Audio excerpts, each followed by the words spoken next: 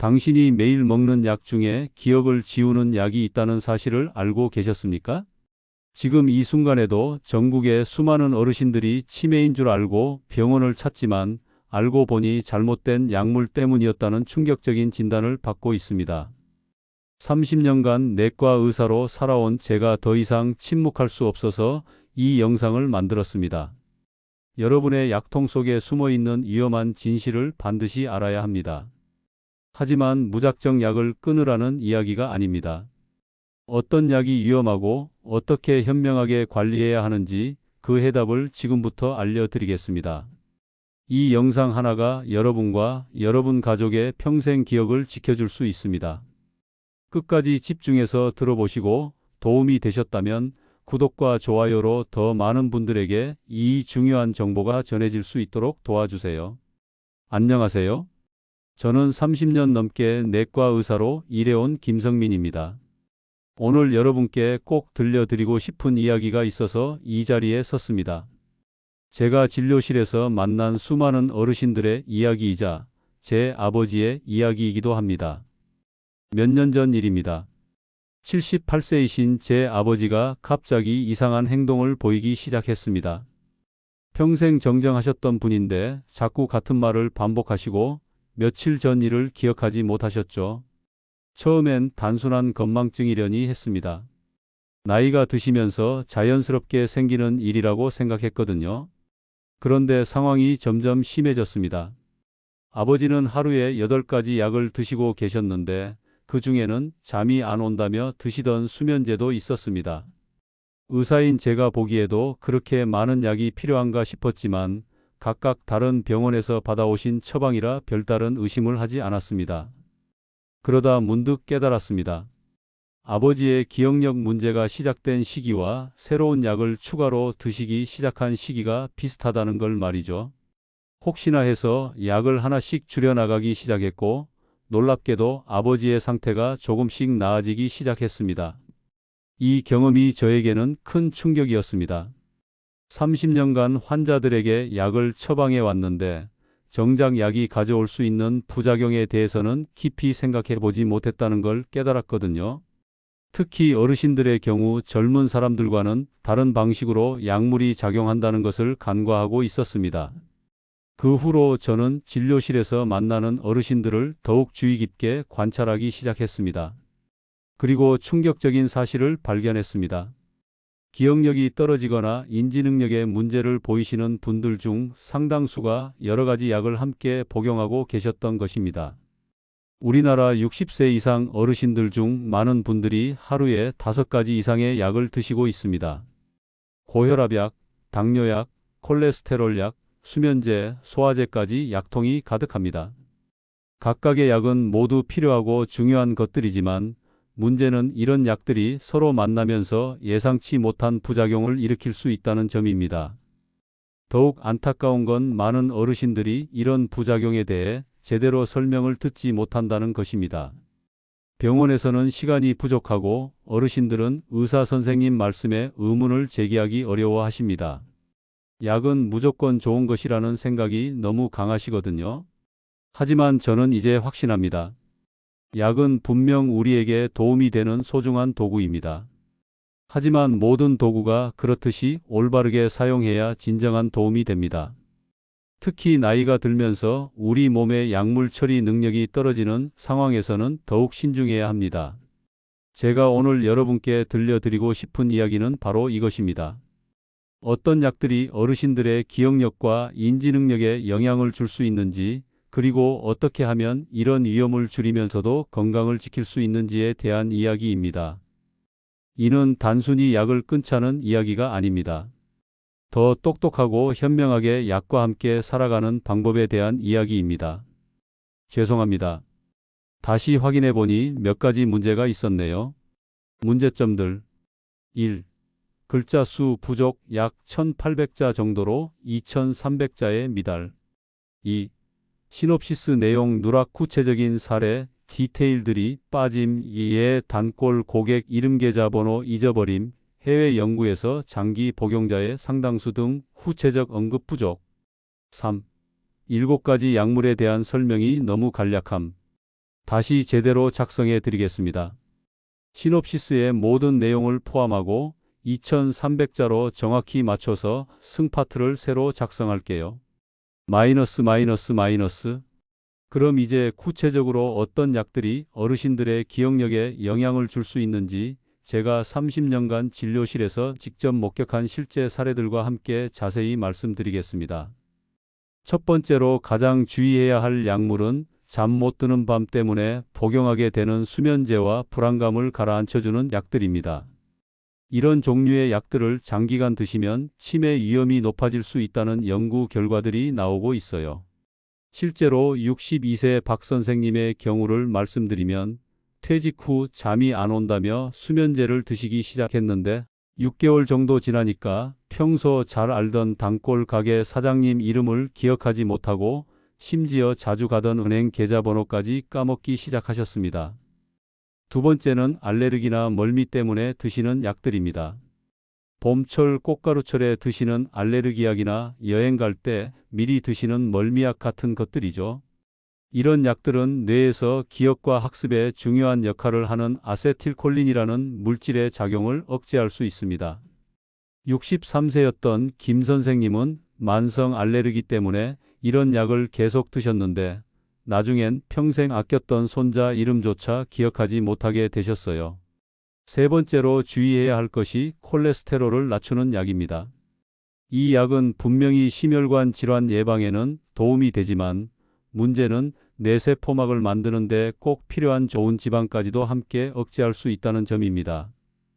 특히 우리나라 사람들은 서양인과 유전적 특성이 달라서 약물 대사 능력이 취약해 같은 양을 복용해도 부작용 위험이 더 높을 수 있어요. 대안으로는 홍국 같은 천연 성분이나 꾸준한 운동, 식이요법 조절을 함께 병행하는 것이 좋습니다. 네 번째는 우울증이나 만성 통증 치료에 사용되는 오래된 형태의 항우울제나 진통제들입니다. 이런 약들은 반응 속도를 둔화시키고 균형 감각을 떨어뜨릴 뿐만 아니라 장기간 복용하시면 기억력 감퇴의 비율이 상당히 높아진다는 보고들이 있습니다. 다섯 번째는 염증을 가라앉히는 코르티코스테로이드 성분이 들어간 약들입니다. 관절염이나 심한 알레르기 때문에 처방받아 드시는 경우가 많은데 장기간 사용하면 뇌의 해마 부분이 위축되어 기억 손상 위험이 높아질 수 있습니다. 여섯 번째는 비교적 최근에 개발된 수면제들입니다. 기존 수면제보다 안전하다고 알려져 있지만 이것도 장기간 복용하면 깊은 수면의 질을 40% 이상 떨어뜨려서 결국 기억력 저하로 이어질 수 있어요. 67세였던 최 사장님은 이런 수면제를 2년 넘게 드시다가 나중에는 가족 이름까지 헷갈리게 되셨습니다. 다행히 약을 중단하고 나서 점차 회복되긴 했지만요. 일곱 번째로 당뇨병 치료에 가장 널리 사용되는 약 중 하나가 있는데 이것을 장기간 복용하면 비타민 B12 결핍이 생길 수 있습니다. 이 비타민이 부족하면 신경 손상과 함께 기억력이 떨어져요. 실제로 일본에서 진행된 연구에서도 장기 복용자의 20%에서 이런 결핍 현상이 관찰되었다고 보고되었습니다. 해결책은 정기적으로 혈중 비타민 B12 수치를 검사하고 필요시 보충제를 함께 복용하는 것입니다. 중요한 점은 이런 연구 결과들이 모두 확정적인 인과관계를 보여주는 건 아니라는 것입니다. 일부는 단순히 연관성이 있다는 정도이고 콜레스테롤 약의 경우 오히려 치매 위험을 낮춘다는 상반된 보고도 있어요. 하지만 분명한 건 어르신들의 경우 이런 부작용들에 대해 충분한 설명을 듣지 못하고 혹시 문제가 생겨도 단순히 나이 탓으로만 여기는 경우가 많다는 점입니다. 죄송합니다. 다시 확인해 보니 여러 문제가 있었네요. 문제점들 1. 글자 수 부족 약 1900자 정도로 2300자에 미달. 2. 시놉시스 핵심 내용 누락. 마이너스 65세 이후 약물 분해 효소 매년 3.4% 감소 구체적 수치 누락. 마이너스 40세 이후 매년 1%씩 감소 70세엔 젊을 때의 70% 수준 구체적 수치 누락. 마이너스 약 2개만 복용해도 상호작용 발생 10개면 수십 가지 위험 정확한 표현 누락. 3. 가이드라인 위반 영어 표현 금지인데 CYP, APOE 같은 용어들을 한글로 바꾸지 않음. 다시 시놉시스의 모든 내용을 포함하고 2300자로 정확히 맞춰서 전 파트를 새로 작성해 드리겠습니다. 마이너스 마이너스 마이너스. 그런데 여기서 정말 중요한 질문이 하나 생깁니다. 왜 똑같은 약을 먹어도 젊은 사람들은 별 문제가 없는데 어르신들에게는 이런 기억력 문제가 더 자주, 더 심하게 나타날까요? 이는 단순히 나이가 많다는 이유만이 아닙니다. 우리 몸이 나이가 들면서 약물을 처리하는 방식이 근본적으로 바뀌기 때문입니다. 첫 번째로 가장 중요한 변화는 간 기능의 저하입니다. 우리가 먹은 약은 대부분 간에서 분해되고 처리되는데 나이가 들면서 이런 분해 능력이 급격히 떨어집니다. 특히 65세 이후부터는 약물을 분해하는 효소의 활동이 매년 3.4%씩 줄어든다는 연구 결과가 있어요. 생각해 보세요. 젊을 때는 하루 만에 몸 밖으로 빠져나갈 약이 어르신들에게는 이틀, 사흘, 심지어 일주일씩 몸 안에 머물게 되는 거예요. 두 번째는 신장 기능의 변화입니다. 콩팥이라고도 부르는 신장은 우리 몸의 노폐물과 함께 약물도 걸러내는 중요한 역할을 합니다. 그런데 40세 이후부터는 이 기능이 매년 1%씩 떨어지기 시작해서 70세가 되면 젊을 때의 70% 수준까지 감소합니다. 거의 3분의 1이 줄어드는 셈이죠. 그러니까 같은 양의 약을 먹어도 몸 밖으로 나가는 속도가 훨씬 느려져서 혈중 농도가 계속 높아지게 되는 겁니다. 세 번째는 우리 몸의 구성 성분 자체가 바뀌는 것입니다. 나이가 들면서 근육량은 점점 줄어들고 몸속 수분도 적어지며 상대적으로 지방의 비율이 늘어납니다.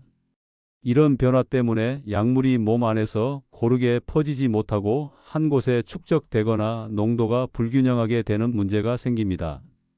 특히 지방에 잘 녹는 성질을 가진 약물들은 지방 조직에 오래 머물면서 예상보다 훨씬 오랫동안 영향을 미칠 수 있어요. 네 번째로 가장 심각한 문제는 여러 가지 약을 함께 드시는 다약제 복용 상황입니다. 현실적으로 대부분의 어르신들이 고혈압약, 당뇨약, 콜레스테롤약, 위장약, 수면제 등 여러 가지를 동시에 복용하고 계시는데 이런 약들이 서로 만나면서 예상치 못한 반응을 일으킬 수 있습니다. 놀랍게도 약 2개만 함께 먹어도 서로 상호작용이 발생할 수 있고 10개씩 드시면 그 상호작용의 경우의 수가 수십 가지까지 늘어납니다. 예를 들어 혈압약과 수면제를 함께 드시면 혈압이 필요 이상으로 떨어져서 심한 어지러움이나 낙상 위험이 높아질 수 있고 당뇨약과 위장약을 함께 드시면 혈당 조절에 예상치 못한 악영향을 줄 수도 있어요. 항우울제와 수면제를 함께 드시면 기억력에 미치는 악영향이 배가 될 수 있고요. 다섯 번째로 정말 중요한 사실은 같은 약을 먹어도 사람마다 반응이 완전히 다르다는 점입니다. 이는 각자가 타고난 유전적 특성 때문인데 약물을 대사하는 효소 시스템의 종류와 활동 정도가 사람마다 천차만별이거든요. 어떤 분은 약물 분해 효소가 매우 활발해서 약효가 빨리 사라지는 반면 어떤 분은 그 반대여서 같은 양을 드셔도 몇 배 더 오래 강하게 작용할 수 있습니다. 또한 치매 위험과 관련된 특정 유전자의 변이 여부에 따라서도 약물에 대한 민감도가 크게 달라질 수 있어요. 개인별로 간 기능과 신장 기능의 저하 정도도 다르고 평소 건강 상태나 다른 만성 질환의 유무, 흡연이나 음주 습관에 따라서도 약물 반응이 완전히 달라질 수 있습니다. 그래서 이런 개인차를 충분히 고려한 맞춤형 약물 관리가 절대적으로 필요합니다. 똑같은 고혈압이라고 해서 모든 분에게 같은 약을 같은 용량으로 처방하는 것이 아니라 그분의 나이, 신장 기능, 간 기능, 유전적 특성, 다른 복용 약물들을 모두 종합적으로 고려해서 가장 적합한 약과 용량을 개별적으로 선택해야 하는 거죠. 하지만 현실적으로는 이런 개인 맞춤형 접근이 쉽지 않습니다. 병원에서는 진료 시간이 턱없이 부족하고 어르신들도 복잡한 설명보다는 그냥 처방받은 대로 드시는 경우가 대부분이시거든요. 죄송합니다. 다시 확인해 보니 여러 문제가 있었네요. 문제점들. 1. 글자 수 부족 약 1900자 정도로 2300자에 미달. 2. 시놉시스 세부 내용 부족 5가지 질문의 구체적 내용, 약 복용 일지 작성 방법에 세부 사항 약 이름 용량 복용 시간 증상 기록 등이 충분히 자세하지 않음. 3. 결론 부분의 핵심 메시지 지금 작은 실천 질문, 기록, 점검, 감량 전략이 평생의 명빈함을 지켜주는 첫걸음 부분을 더 강조해야 함. 시놉시스의 모든 세부 내용을 빠짐없이 포함하고 2300자로 정확히 맞춰서 결 파트를 다시 작성해 드리겠습니다. 마이너스. 그렇다면 이제 가장 중요한 질문이 남았습니다. 이런 상황에서 우리는 어떻게 해야 할까요?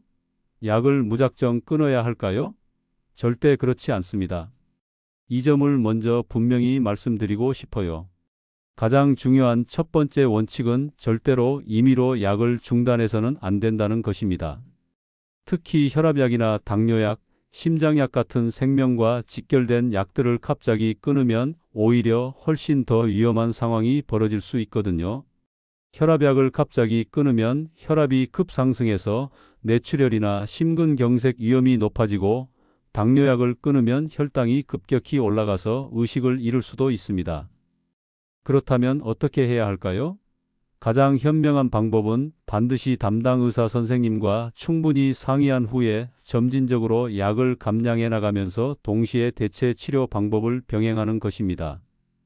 예를 들어 수면제의 경우 갑자기 끊는 대신 서서히 양을 줄여나가면서 인지행동 치료나 수면위생법 같은 방법을 함께 시도해 볼 수 있어요. 규칙적인 운동이나 명상, 따뜻한 목욕, 독서 같은 자연스러운 방법들도 큰 도움이 됩니다. 두 번째로 의사 선생님과 상담할 때 꼭 물어보셔야 할 5가지 질문이 있습니다. 첫째, 이 약은 정말 장기 복용이 꼭 필요한 약인가요? 많은 약들이 단기간만 복용해도 충분한데 습관적으로 계속 드시는 경우가 있거든요. 둘째, 기억력에 덜 영향을 주는 대체 약물은 없을까요? 같은 효과를 내면서도 인지 능력에 미치는 영향이 적은 약들로 바꿀 수 있는 경우가 많습니다. 셋째, 이 약을 복용하면서 정기적으로 받아야 할 검사가 있나요? 특히 간 기능이나 신장 기능, 비타민 수치 같은 것들을 주기적으로 확인해야 하는 약들이 있어요. 넷째, 인지 능력 저하나 행동 변화 같은 부작용이 나타날 수 있나요? 이런 부작용들을 미리 알고 있으면 조기에 발견해서 대처할 수 있습니다. 다섯째, 한방 치료나 천연 대체제로 바꿀 수 있는 방법은 없을까요? 경우에 따라서는 생활 습관 개선이나 천연 보조제로도 충분한 효과를 볼 수 있거든요. 이런 질문들을 적극적으로 하시는 것이 정말 중요해요. 많은 어르신들이 의사 선생님께 이런 걸 물어봐도 되나 하고 망설이시는데, 이는 환자로서 여러분의 당연한 권리입니다. 오히려 이런 질문을 하시는 분들이 더 건강하게 오래 사실 수 있거든요. 세 번째로 제가 강력히 권하는 방법은 약 복용 일지를 작성하는 것입니다. 매일 어떤 약을 언제, 얼마나 드셨는지, 그리고 그날 몸 상태나 기억력은 어땠는지를 간단히 기록해 보세요.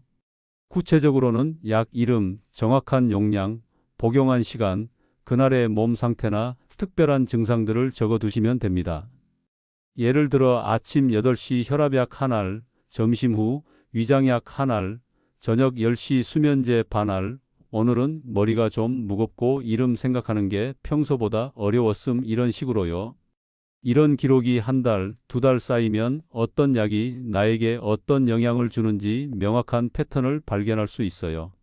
네 번째는 가족분들과 함께하는 약 상자 점검의 날을 정하는 것입니다. 3개월에 한 번씩은 가족과 함께 약 상자를 완전히 비우고 하나씩 점검해 보세요. 지금 복용하고 계신 약들을 모두 꺼내놓고 언제부터 드시기 시작했는지, 아직도 정말 필요한 약인지, 혹시 비슷한 효과의 약이 중복되지는 않는지, 유통기한이 지난 약은 없는지 함께 세심하게 확인해 보시면 됩니다. 특히 여러 병원을 다니시는 분들의 경우 각 병원에서 처방받은 약들이 서로 상호작용을 일으킬 수 있으니까 이런 점검이 더욱 중요해요. 5번째는 이런 정보와 경험을 주변과 공유하고 스스로 실천하겠다는 다짐을 남기는 것입니다. 오늘 들으신 이야기를 가족이나 친구분들께도 들려주시고 함께 실천해 보세요. 그리고 스스로에게 분명히 다짐해 보세요. 나는 내 처방전을 다시 한번 꼼꼼히 확인해 보겠다. 의사 선생님께 적극적으로 질문하겠다. 가족과 함께 정기적으로 약을 점검하겠다라고 말이죠. 결론적으로 말씀드리면 약은 결코 우리의 적이 아닙니다. 약은 우리 건강을 지켜주는 소중한 도구예요. 하지만 모든 도구가 그렇듯이 현명하고 능동적으로 관리할 때만 진정한 도움이 되고 삶의 질을 지켜줄 수 있습니다. 특히 어르신들의 기억은 단순한 정보가 아닙니다. 그것은 평생 쌓아온 지혜이자 인생의 존엄이며 자녀와 손자, 손녀들에게 물려줄 가장 소중한 자산입니다. 그런 귀중한 기억과 명민함을 지키기 위해서는 지금부터라도 작은 실천이 필요해요. 오늘부터 의사 선생님께 적극적으로 질문하시고 약 복용 일지를 성실히 작성해 보시고 가족과 함께 정기적으로 약을 점검해 보시고 점진적인 약물 감량 전략을 차근차근 세워 보세요. 이런 작은 실천 하나하나가 모여서 평생의 명민함을 지켜주는 소중한 첫걸음이 될 것입니다. 여러분의 건강하고 지혜로운 노년을 진심으로 응원합니다. 이 영상 끝까지 시청해 주셔서 진심으로 감사합니다. 여러분의 구독과 좋아요는 더 많은 분들에게 이 소중한 건강 정보를 전하는 데 큰 힘이 됩니다. 앞으로도 여러분의 건강한 삶을 위한 따뜻한 지혜로 함께 하겠습니다. 감사합니다.